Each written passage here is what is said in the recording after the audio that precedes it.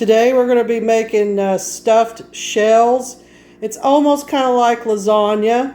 Again, we're going to be using Ragu sauce, mushrooms, mozzarella cheese, cottage cheese, jumbo shells here. We'll be stuffing them. And we'll also be using some ground beef, or you could use ground sausage as well. We're cooking some ground beef or chuck here in the pan. We're boiling shell noodles in the pot for about 10 minutes, just like we do when we make lasagna noodles. Dump some sauce in the lasagna pan.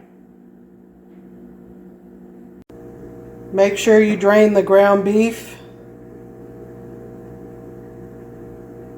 So now what I'm going to do is grab these shells and I'm going to stuff them with ground beef, cottage cheese, a mushroom, and some cheese. And then I'm going to put it in the lasagna pan or dish. And then I'm going to put the sauce over it with some more cheese.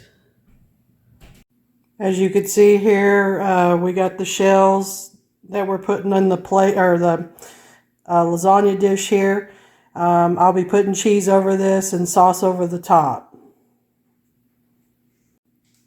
So this looks just like lasagna, actually.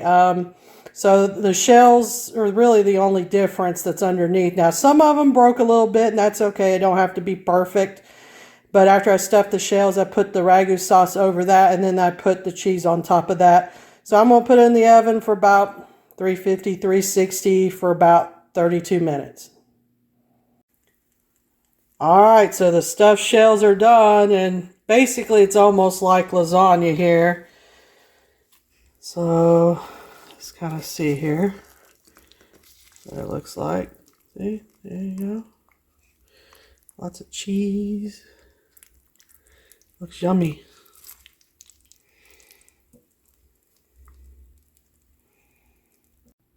So here it is.